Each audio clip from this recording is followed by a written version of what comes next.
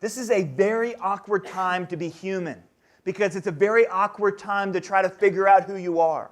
Can you think of any kind of cultural expressions right now in which our culture is expressing this kind of struggle to go in and out of identity and trying to find who they are, and identity becomes this kind of fluid, dynamic, ever-changing, always chosen and chosen and rechosen sort of idea? Can you think of anything like that? Yeah. The transgender thing is clearly an example of this. We talked a little bit about this the other day. Yeah, what is identity, right? You can actually deny biology, right? It's irrelevant what sort of plumbing you have, and you can just kind of become the gender that you want. So this is an interesting thing. What else? Facebook. This is actually important. You're the generation that can have 500 friends and be a terrible friend. You see what I mean? So now this is what we talked about yesterday with Sherry Turkle, right? She's talking about this whole sense of what does it mean to be human? What does it mean to be one of us? Yeah, so those are two. Anybody else? Yeah. Ideologies, people will really cling to an ideology, not so much I think specifically, but as because it's there and they want to define themselves that way. I think you got a really good point there. I think a lot of times it's because it gives them a sense of belonging. Right? It gives them a sense of they don't have a story, they can actually embrace a group of people, and it gives them some sense of stability in this. Yeah, I think that's actually a really good point. So identity becomes this really unfixed thing. Okay, let me give you one more, and that is, of course, Eminem, the rapper, the artist. Yes, so Eminem. Eminem has a really interesting line. He really characterizes this. By the way, how would you feel if I smacked you upside the head and the headache went away, but you couldn't remember who you are? How would that make you feel? Tell me about your feelings. You wouldn't what? You wouldn't like it. You wouldn't like me very much? You wouldn't remember that I hit you. Okay, so. Didn't think about that one, did you?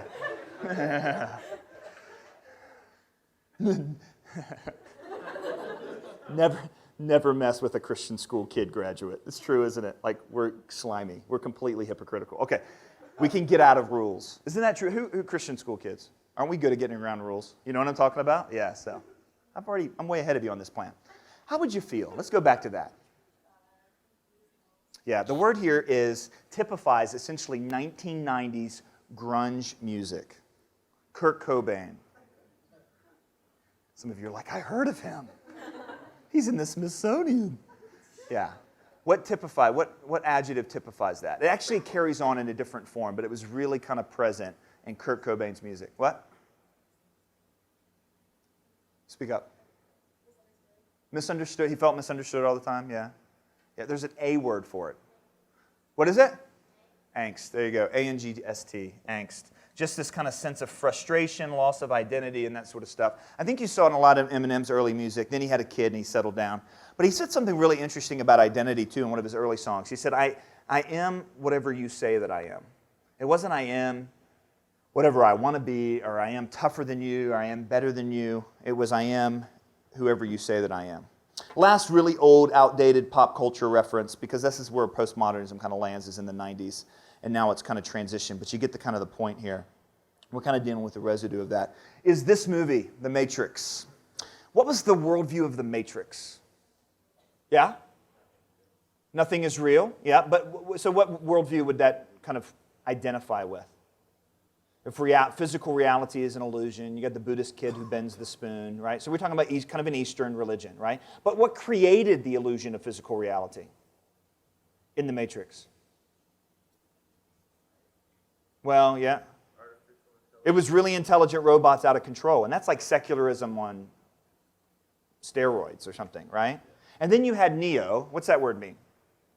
New. And he's hanging out with Trinity and he's on his way to Zion. What's that sound like? Christianity. So when someone says, what worldview is the Matrix? The correct answer is yes. It was all of them. So this is the next one. And this is really important that you get this one. Just write this one down. Some of you are going to have an aneurysm when you hear this. But write it down anyway. Ready? No worldview is true. No worldview is true, so all worldviews are valid. No worldview is true, so all worldviews are valid. Now some of you are thinking what? How can a worldview be valid if it's not first what? True. And the idea in postmodernism is that everyone's trapped in their own worldview. So the emphasis on worldview in a postmodern context is not on the world, it's on the view. And it's legitimate just because someone believes it. Now we have like little goofy ways of saying the same sort of thing in our culture when we're trying to be nice to everybody. It's like this: every opinion counts. You ever heard that? Is that true? No, some opinions are stupid. Some opinions should not count, right? Some opinions are dangerous. Some opinions... How many guys here are from Texas? Yeah, there you go. Some opinions deserve to be smacked. You Texans know what I'm talking about? Yeah, see, they're violent. They're like that. All right. Let me give you one more example of this cultural mood of postmodernism. We'll go to architecture. Anybody here want to be an architect? Any architecture? Yeah, maybe? You want to build... You too? So you're serious about it? Because the guy behind you is doing this. I don't know what that means. Does that mean like you might want to be an architect? Yeah. I hope you get a little bit more serious about buildings before you do that. Oh, maybe I'll build a building. Maybe I won't. We'll let it go. Anybody seen this building before? Anybody here from Ohio? Yeah? Ohio. This is on the campus of Ohio State. You know what it is? It's your school. Is that where you go? Nice. What year are you? Yeah. It's a cool building, isn't it? It really is kind of cool to watch, right? It's called the Wexner Center for the Performing Arts. The architect said it's a building waiting to be a building. What does that mean? Do you know? Do they give you guys a tour of this, or do you get to go? No? Do you have any classes in it? So you try to stay away from this kind of crazy postmodern stuff. Postmodernism doesn't work well in nursing, does it? Not at all. What does health mean to you? Yeah. That sort of contradiction actually is illustrated in this building. It's an interesting building. You can see from the outside, it's got this kind of juxtaposition of all these different kinds of shapes and forms and that sort of stuff. And then you got this that's kind of set outside. What is it? Any idea what you think this might supposed to kind of look like? Scaffolding, yeah. And when you see scaffolding outside of a building, what does that mean about the building? Yeah, so this is the building waiting to be a building. It's a building waiting to be constructed. And who constructs the building? Everyone that, the viewer, everyone that walks in it, right? And so you see all kinds of things here. You have shapes that aren't holistic, an arc that doesn't go all the way over. You can't really see it, but over on this kind of far side of the building, there's this whole landscaped area. At least there was when I visited. I don't know if it's still there or not, but there's a whole landscaped area that just has broken glass everywhere. And there's a sign that says, "Don't walk on the glass." Actually, there's not, but there should be, because somebody could really get hurt. What's the idea of just broken glass instead of beautiful flowers and landscaping? What's the idea? Life is what? Broken. Life is fragmented. Life is not whole, right? When you look outside the building, you can see some references to history. First of all, the building was built on, a site, or at least nearby a site where there was a factory. So here you have a picture of a factory, kind of smokestack, a sign of the Industrial Revolution. Industrial Revolution was supposed to be a time of great progress and advancement. What do you think the architect is trying to say about that particular time period in history? Yeah, it wasn't all it was cracked up to be. What about this? What do you think this is a reference to? Yeah, which era is this? Kind of medieval, a time of chivalry, of glory, of honor. And what do you think they're saying about that? Yeah. So here's another one. C.S. Lewis coined this phrase called chronological snobbery. Isn't that a great phrase? Chronological snobbery. What did he mean by that? What he meant by that, he was living in an era where everything newer was necessarily what? Better.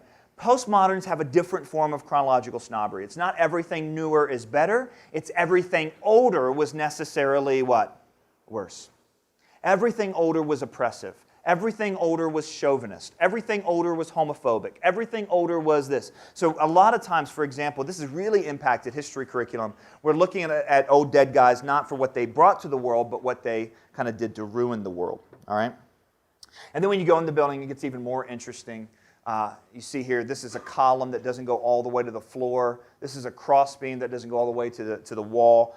Why are columns kind of so important?